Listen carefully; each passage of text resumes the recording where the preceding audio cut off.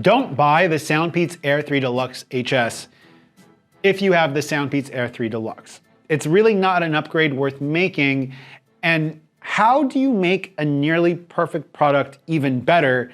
And does adding kind of irrelevant features like LDAC make them better headphones? Before we dive into this, we need to discuss what is LDAC and why you might want it compared to apt-x, or in this case, why you might want apt-x over LDAC. Now, LDAC is an audio codec, and it allows for a higher theoretical max bitrate when compared to apt-x adaptive or even apt-x HD. More data should mean better quality of sound. That said, apt-x adaptive, which is what the SoundPeatsAir 3 Deluxe originals have, is supposed to be this miracle codec that allows for up to 420 kilobits per second. Nice. And a 48 kilohertz sampling rate, whereas LDAC will stream up to 990 kilobits per second with a 98 kilohertz sampling rate. It's worth noting that both LDAC and apt-x adaptive are 24-bit. But the thing that's supposed to make apt-x adaptive so much better is the fact that's supposed to adapt to whatever you're listening to or to whatever your needs are. When you have the need to have faster response or lower latency, they're supposed to decrease their latency. When you have a strong signal and your phone doesn't think that you need to have a lower latency, it's supposed to up that bit rate so that you can have better audio quality. But in the real world, it's worth noting that oftentimes they will just default to the lowest possible bit rate in like hopes of preserving audio connection and connection stability and range. Now, even discussing apt-x adaptive or LDAC, it's worth noting that most Samsung phones don't support apt-x adaptive or apt-x adaptive or apt-x HD. Pixels don't support apt-x adaptive, and iPhones don't offer support for anything above basic apt-x. In the case of Samsung, it's because Samsung wants to push their SSC audio codec for their headphones, same way how Apple kind of pioneered the AAC audio codec, and Apple wants to use that codec with their headphones.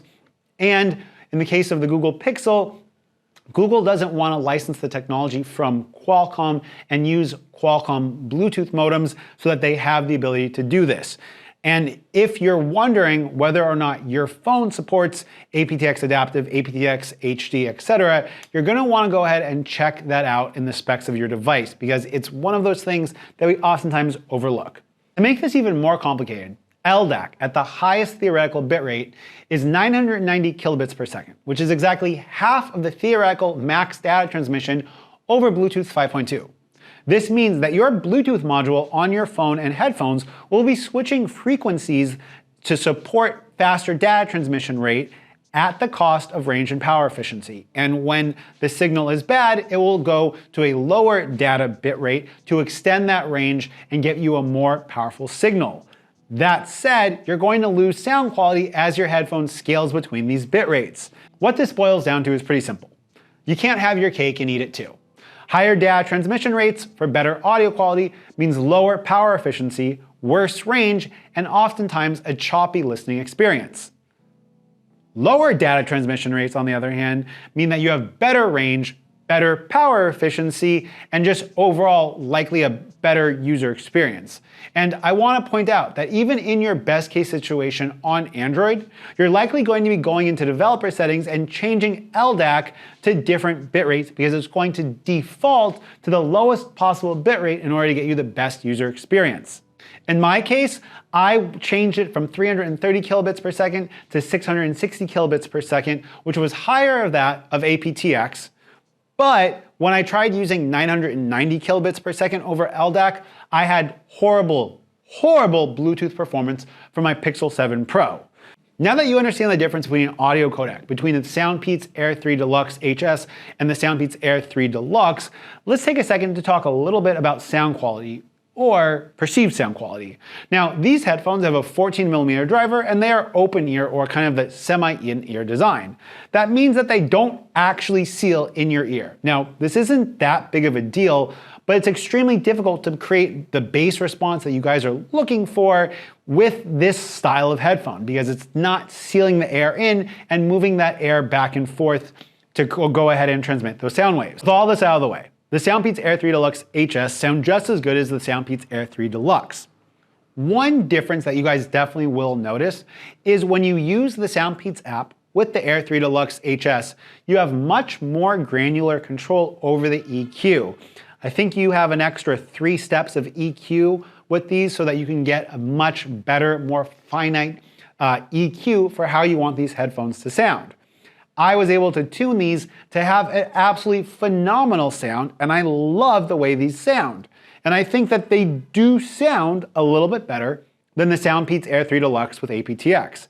I don't think that I can say that they sound better because they have the higher data transmission rate with LDAC. To test this, I had a friend of mine who is a self-proclaimed audiophile. He's into DACs, he's into IEMs, and I let him listen to these headphones back to back to get his reaction. This is what he thought. I am not an audiophile, but David is. Say hi, David. Hello. So, I have both pairs of SoundPeats Air 3 Deluxe. I have the Air 3 Deluxe HS featuring LDAC, and I just have the normal SoundPeats Air 3 Deluxe featuring apt-x. I think that both of these headphones are awesome, but I want to hear what an audiophile thinks when we stream songs at the highest quality possible from Spotify. I know that Spotify probably isn't the best sound quality out there, right? Yeah, right. But it's the way most people listen to music, and I wanted to get an expert's opinion. So, let's go. Okay, which sounded better? This pair or the other pair? Maybe this one. This pair? Maybe, yeah. A little bit, yeah. This pair you think sounded a little bit better? A little bit. And we'll do a song that a lot of people know, which is Through the Fire and Flames by Dragon Force. I know this one. It's a very popular song. Yeah. How do you think that these headphones sound with this kind of music? Yeah, it sounds good. I like, you know, the sound stage, and it's not so punchy sound for me. Yeah. Okay. So can you hear a difference in quality between them? No, not big difference. In that track, yeah, not big difference. What sound better, those or the first? These have more warm sound, I think. Okay. So it's just one difference, yeah. So it's a little bit warmer. Yeah. Okay. Yeah. Now we're gonna switch them up again, and now we're gonna listen to some electronic music. No. Would you say that the sound is good for electronic music? It's good for the sound stage, but it's not good in that you know, some punchy way. You don't feel the the bass and all that stuff. Yeah. I'm gonna give you guys a mic and latency test, but first I wanna thank you guys for all the support on this channel. The best way to support what I do here is by giving the video a like and a comment and using the affiliate links if you wanna purchase either of these. Now, let's go ahead and give you guys a mic test. You guys are hearing me on the SoundPeats Air 3 Deluxe HS.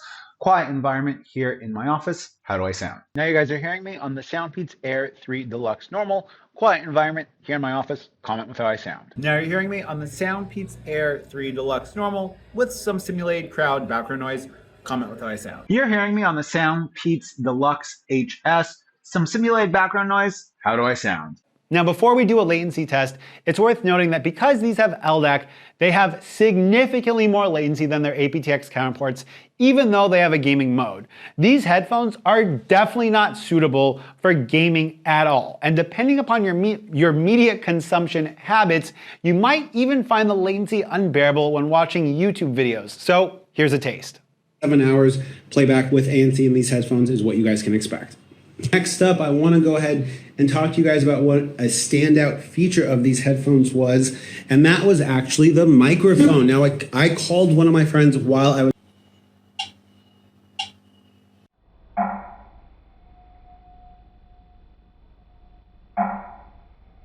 Now I need you guys to comment and let me know if you think sacrifices in battery life, in range and overall stability of connection are worth it for minor improvements in sound. The great thing is that SoundPeats is still continuing to sell the original Air 3 Deluxe next to the Deluxe HS. So if you want to have all the same great performance of the Deluxe HS with LDAC, or if you want them with apt-x, SoundPeats allows you to choose that, and there's no difference in price between the two of them.